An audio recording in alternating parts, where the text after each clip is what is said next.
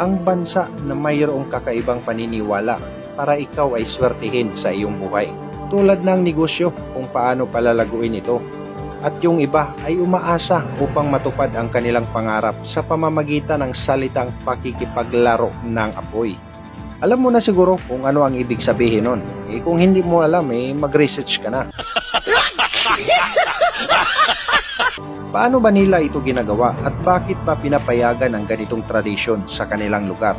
Yan ang alamin natin sa video na ito.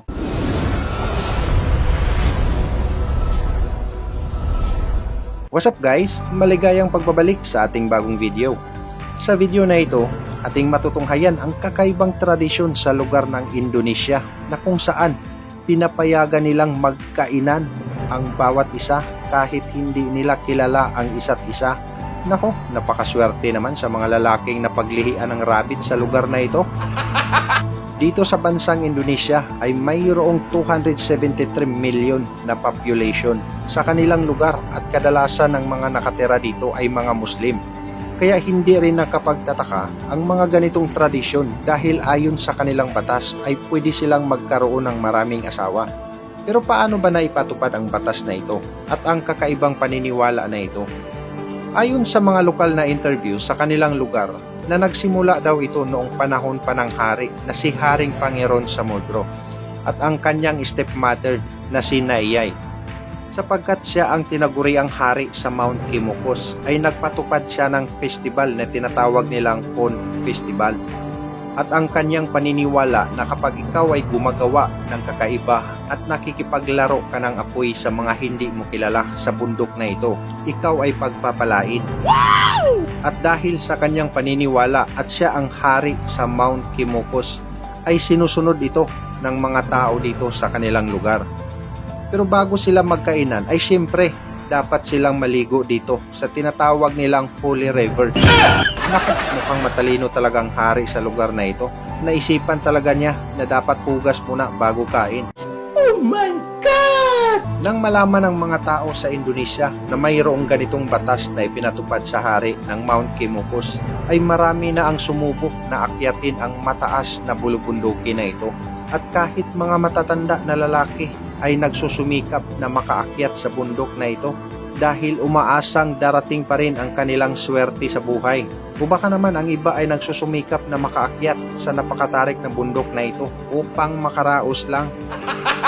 Ngayong sobrang sikat na ang lugar na ito na mayroong nagaganap na kakaiba sa bulubunduking ito, ay balak na itong ipatigil ng gobyerno sa kanilang lugar dahil parang hindi naman ata ito sang-ayon sa batas. Ngunit nang malaman ito ng mga tao na gustong ipatigil na ng gobyerno sa kanilang lugar ay marami kaagad ang tumutol. Kaya nahihirapan ng gobyerno na ipatigil ang tradisyon sa kanilang lungsod. Kaya ngayon ang ginagawa na lang ng gobyerno para ito ay magkaroon ng kahit konting kita naman sa kanilang lugar ay ginagawa na ito na parang nagiging tourist spot ang dating at mayroon na itong entrance fee sa mga taong nagbabalak na umakyat sa mataas na bundok na ito. At kung magtatanong ka kung magkaano ang entrance sa lugar na ito ay siguradong magugulat ka dahil ang entrance fee dito ay 5,000 rupiah Indonesian money. Pero relax ka lang dahil kung i-convert yan sa pera natin ay katumbas lang ito ng 16 at wala pang 20 pesos. Kaala mo mahal no? Mukhang nabuhayan ka ata ah.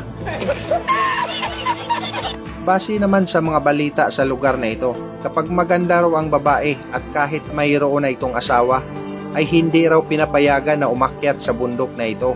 Bahala na daw kung hindi siya swertihin sa kanyang buhay. Pero mayroon pa rin daw mga babae na pumupunta at umaakyat sa bundok na ito at ayon sa mga interview na ang kanilang dahilan daw upang payagan sila ng kanilang mister o mga jowa ay sinasabi nila na mayroon silang appointment sa ibang lugar o pupunta sa kanilang kaibigan para magbakasyon. Pero hindi nila sinasabi na dito pala sa bundok na ito ang kanilang pupuntahan. Naku, naghahanap kaya ito ng swerte o naghahanap ito ng ibang makain? Kung inaakala mo na araw-araw ito na pwede kang umakyat sa bundok na ito, ay nagkakamali ka sapagkat mangyayari lamang ito 7 beses kada taon. Kaya sa araw na pwede nang umakyat sa bundok upang makaraos, ay o pangswertihin daw sa buhay, ay napakarami talaga ang tao na umaakyat dito. At kapag ikaw ay nasa bundok na, ay dapat kang manalangin muna at mag-alay ng mga bulaklak. At pagkatapos nun ay pwede ka nang pumunta sa tinatawag nilang banal na ilog para dapuan ka ng swerte sa buhay. At dito na, pagkatapos mong mabasa at maligo sa mahiwagang sapa na ito, ay pwede na kayong magkainan sa isa't isa kung gusto niyo ang bawat isa. Ay, paano na ang boyfriend mo naghihintay sa bahay? Kahit mismo ang hari at ang stepmother nito ay nagkainan ang isa't isa. At nang malaman nito ng ama ng hari ay labis-labis ang galit nito kung bakit daw tinuklaw niya ang kanyang bagong asawa. Dahil sa labis ng galit ng ama ng hari ay nagpadala ito ng mga tauhan upang ito ay kastiguin. Ngunit mabilis silang umaksyon at lumayas kaagad sa bundok dahil pinaglaban talaga nila ang isa't isa at ang init ng kanilang pagmamahalan. Sa kasamaang palad sila ay nakita ng mga tauhan at pinagtulungan na rin sila ng mga tao. At dito binawian sila ng buhay at doon din sila inilibing. Kahit wala na ang hari ay patuloy pa rin ang kanilang paniniwala sa lugar na ito na makikipaglaro ng apoy sa hindi mo kilala. Kung sa tingin mo ay isang beses lang silang magkainan ay nagkakamali ka sapagkat mayroon itong ritual na dapat nilang kumplituhin para sa kanilang paniniwala. Medyo weirdo ang dating pero ito talaga ang kanilang tradisyon na dapat magkikita kayo ulit pagkalipas ng 35 days at aakyat ulit sa bundok para mag-alay ng bulaklak at magkainan ulit. Kung titignan natin ay aabot ito ng 1 taon na makikipaglaro ka ng apoy sa hindi mo kilala. Kaya dapat siguraduhin mo na hindi ka magsasawa sa napili mo sapagkat hindi ka pwedeng umayaw ng basta-basta dito at hindi rin pwede na hindi mo tapusin ang ritual na ito dahil matinding kamalasan ang pwedeng mangyari sa'yo. Kaya kahit ayaw mo na dahil feeling mo na parang amoy bulok na ay wala ka talagang magagawa kundi kainin niyang amoy bulok na yan dahil pinili mo yan eh. At ngayon mga kaibigan, ang malaman mo na mayroong kakaibang tradisyon sa lugar na ito, magbabalak ka kaya na akyatin ang bundok na ito para makakain, para swertehin sa buhay? Ano ang reaksyon mo dito? Just comment down below. At dito nagtatapos ang ating kwento mga kaibigan. At kung may napulot kang kaalaman sa video na ito, ay pakishare naman para malaman din ng iba. At sana hindi ka madamot na pumindot sa like button.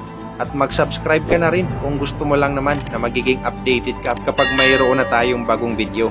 Kaya maraming salamat sa iyong panonood at shoutout na rin sa ating mga solid supporters.